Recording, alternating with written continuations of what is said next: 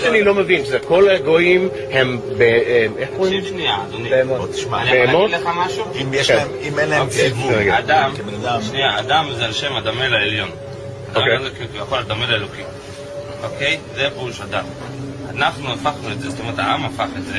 לאדם, בן אדם, כמו אתה בן אדם, אתה צריך להתנהג כמו בן אדם. אבל בעיקרון זה על שם עליון.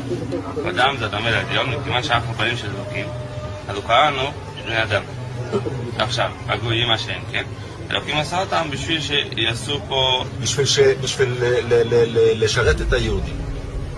כל הגויים שאתה רואה שיש בעולם, המיליארדים האלה, הם הכל רק בשביל שהיהודים יהיה להם איזה תועלת. עכשיו, אנחנו לא רואים את זה, אנחנו לא יודעים בדיוק. היות ואנחנו בגלות, אז אוטומטי עדיין הם עוד לא משרתים אותנו לגמרי, רק חלקית. כל אחד יהיה לו, כשמשיח יבוא, אז כל אחד יהיה לו אלפים עבדים, 2,800 עבדים. בינתיים המשיח לא כאן, אז איך הם משרתים אותנו? הם בונים לנו רכבים, דירות, בניינים, הם בונים את זה. לנו. משרתים את זה. Shalom. I give all praise and honor and glory to Yahweh Bahashem, Yahushai Bahashem Rakakwadash. I'm going to give double honors to the apostle of Great Millstone. That video that you saw earlier, is dealing with the Edomites posing as the sons of Yahweh. And seeing it, I was vexed in the spirit, so I wanted to go ahead and look at some of the notes that I had, from camp and studying class and whatnot. And I wanted to go through just about everything that they brought out. And the first thing that they said was that the non-Jews are beasts. And he's right. The non-Jews are the sons of those who are not of the tribes of Israel. The Israelites, they are just heathens. That's all they really are. And we can go into that with Psalm 60, verse 7. But I already have that open. Psalms 60. Starting with 7, it's Gilead is mine, and Manasseh is mine. Ephraim is also the strength of mine head, and Judah is my lawgiver.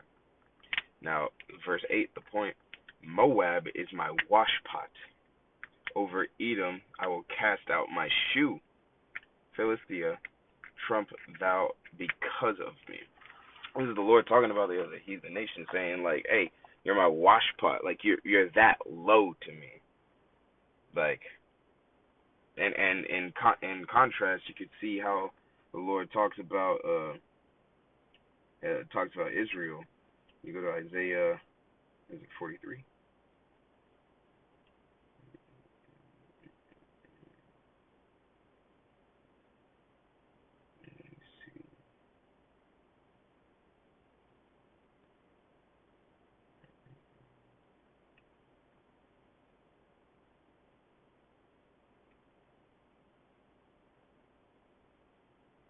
Or is it 45?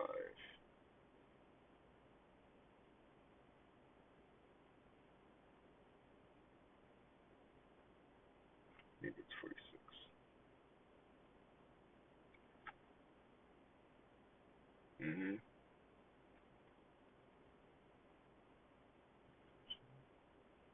Yeah.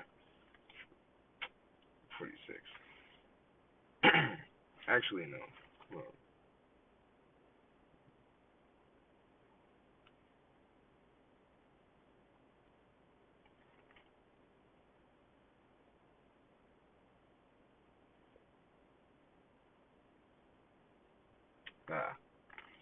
I thought I had it. But this also is talking about the love for him. Hearken unto me, O house of Jacob, and all the remnant of the house of Israel, which are born by me from the belly, which are carried from the womb.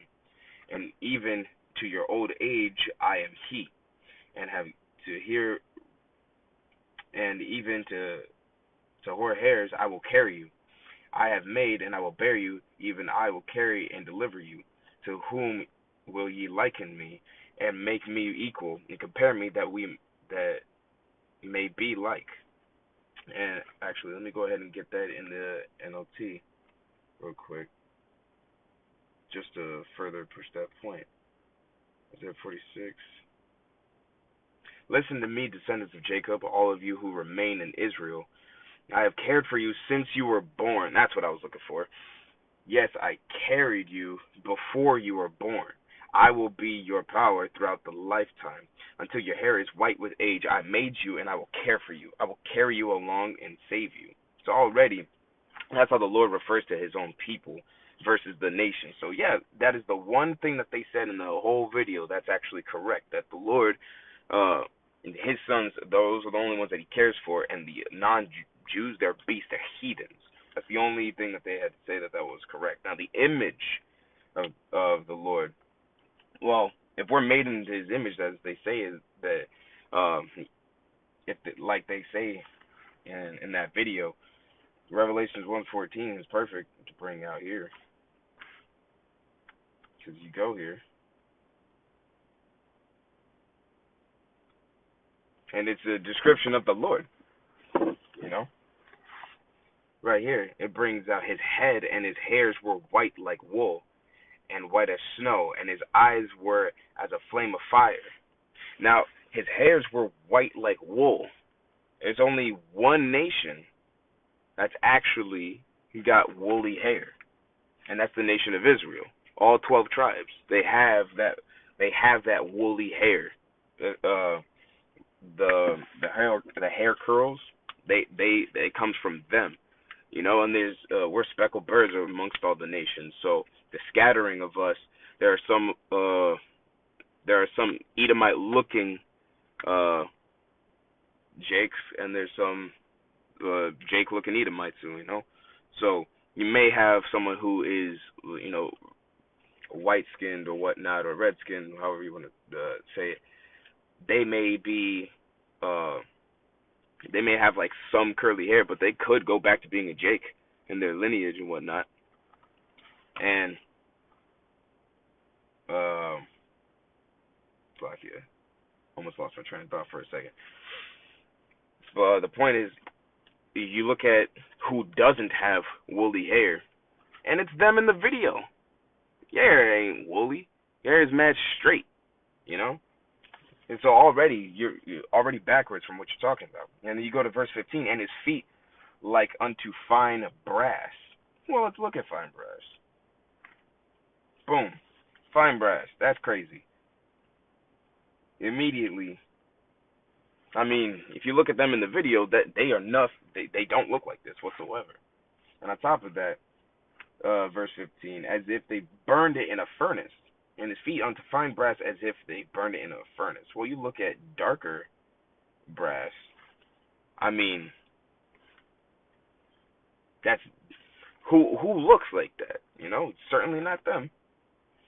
And on top of that, let me see. Scriptures even talk about the line. Let me show you. Was it Matthew 2:13? And when they departed, behold, the angel of the Lord appeared to Joseph. Now Joseph was the Yahushai's biological father, not no immaculate conception about Mary having no seed in her, because the scriptures also talk about having. Actually, I'm getting ahead of myself. Appeared to Joseph in a dream, saying, "Arise and take the young child and his mother and flee into Egypt." And the reason why they said to flee to Egypt is because Egypt was full of dark-skinned people, so where he could hide. Now, the reason why that's important is because the scriptures also say that he comes from the seed of David and out of the tribe of Judah. Talking about Yahushai. So that's why him being a dark-skinned man from the tribe of Judah, he would have a place of rest to go to Egypt. That's why he didn't say go to Idumea, of all places. So, now, let me see. I lost what I was reading. Take the mother and flee into Egypt. Therefore, I will bring the word. That's the angel telling him to go to Egypt. For Herod will seek the young child to destroy him. And Herod wanted to be the king of of Israel, of all the Jews and whatnot. And he wanted Yahushua dead. Now, to prove that he was out of the tribe of Judah, go to Hebrews 7. Wow, I forget where it was. Yeah, I did. I'm having a there. I was having a brain fart for a second. Hebrews 7. Mm-hmm.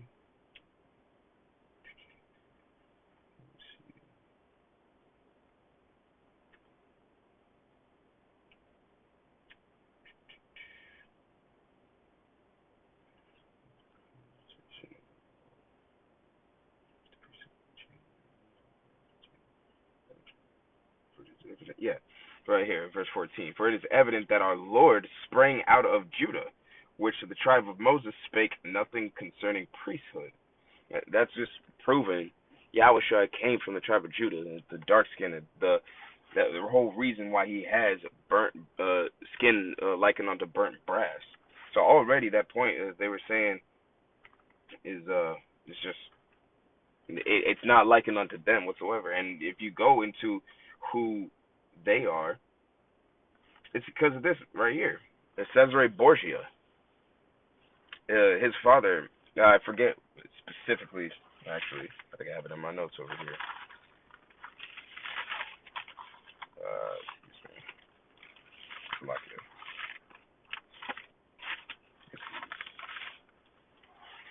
It's not the most convenient way to do this, but it's going to get done. Yeah, Cesare Borgia, the painter Leonardo da Vinci, Pope Alexander ordered Leonardo da Vinci to paint his son as Jesus. That's who their Lord is, with that fake Hebrew that they speak, Yiddish. This is who they're likened onto. This is why they believe that they're made in the Lord's image and whatnot. But this is not the case. So, like the scriptures just pointed out, he was likened unto burnt brass. And on top of that, with the scriptures even bring out that point of how they would change the image of Yahushua with 1 Maccabees 3:48. Man, this app keeps changing where all my apps are. 1 Maccabees 3:48. There you go. And I laid open the book of the law, wherein the heathen had sought to paint their likeness of their images. So right there, it just tells you, exactly the point. That's the point, So we already have a description of the Lord with woolly hair that they don't have, skin likened on the burnt brass that they don't have, and not only that, but they were going to change the image of the Lord so that they could be seen as likened unto the Lord, like we just proved. So automatically, now you're seeing how they are just lying. They're just liars. Even I'll go into Romans 1.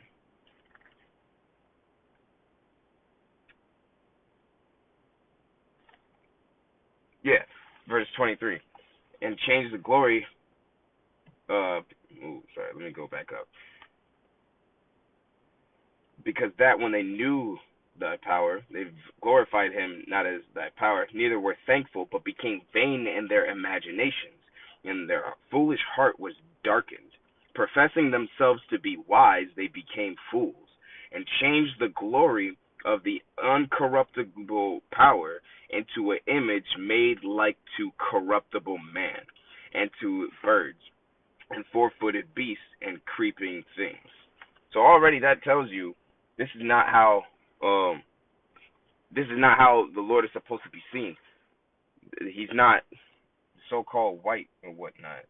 And how he sees the other nations.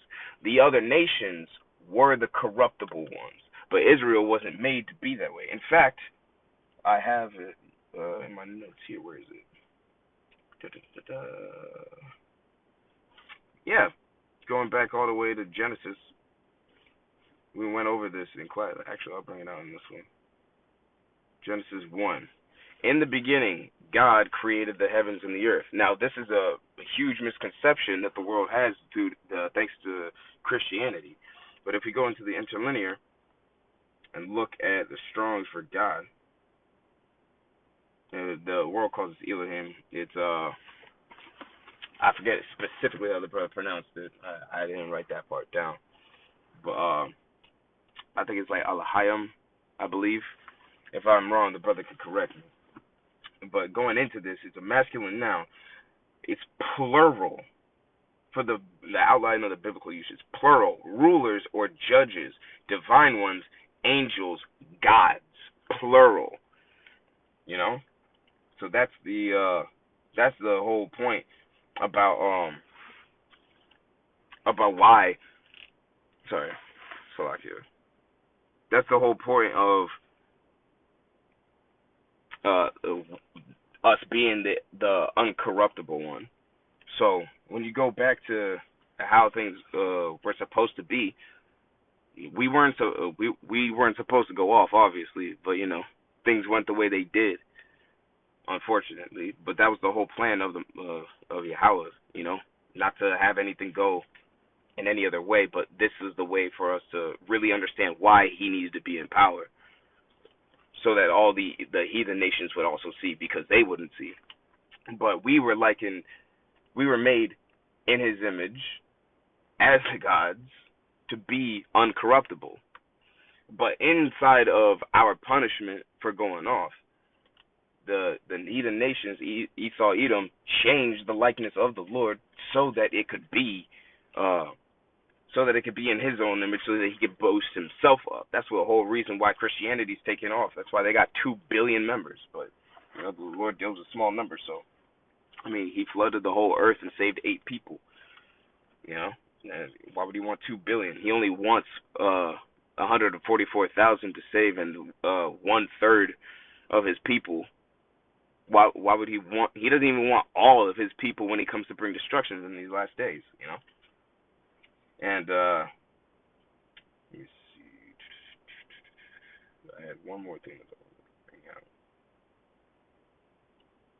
Is it Genesis 9 and 6?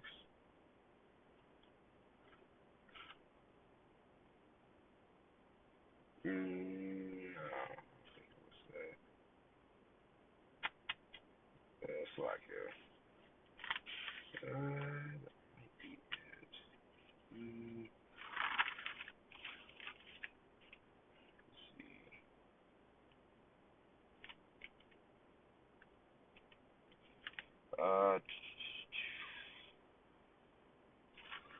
that is possibly all that I had to bring out. I think so. Or maybe just these right here. But these, we were supposed to be raised into judges over the earth and whatnot, and that's what Judges 2:18 goes into. And when the Lord raised them up, judges, and the Lord was with the judge, and he delivered them out of the hands of their enemies at the day, all the days of the judge. For it repented the Lord because of their groanings, by reasons of them oppressed them and vexed them. So over all this time, this is what being vexed inside of the spirit, you know, calling on to the Lord, staying faithful, going through Jacob's trouble, because Lord, I'm having some trouble speaking. I'm a little bit excited. This is the whole point of what we had to go through to be, Lord willing, a part of that number, so 144,000, the elect, to be judges over Israel in the new kingdom. You know, starting with the hierarchy of Yahweh, and then Yahushai, and then the elect, the 144,000, then the elect, and then the rest of Israel, and then unto the other nations, you know. And so that was the whole incorruptible part that they were talking about. But this just goes to show you that Esau, that's Esau. That's Esau. The two main characters in this whole world. The reason why everything's so-called black versus white. That's Esau trying to be the Lord. Saying that, oh, we're liking unto them. Talking about that they're going to have 2,800 slaves. Now y'all are going to go into slavery. Once the Yahushua comes back and cracks the clouds after the mark of the beast is administered, the implantable device the size of the grain of rice, the charagma, once that comes out, and the Lord's gonna, right before the nukes hit, the lake of fire that is supposed, the second death, right before that happens, that's when Yahushua is coming back and beaming up the elect and the 144,000,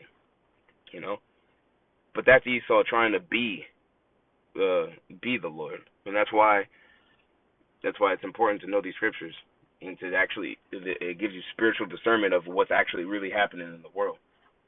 But that's all I wanted to bring. There's not too much that I wanted to go through, but for giving me the spirit to do this lesson. I pray this is edifying. I give double honors to all the apostles of Great Millstone, only one certified to teach the 100% truth of the Bible. Give love and praise and honor to the like-minded brothers that be pushing out the truth in all sincerity. We pray for the elect to make it through, and really hope to do the best of our ability to stay strong in this time, because what is this, the 16th? It's just a little bit over 2 weeks, and look at how crazy 2025 has already been. That's just, we're getting closer. We're getting significantly closer. But hey, Lord willing, I see you up in them chariots. Shalom.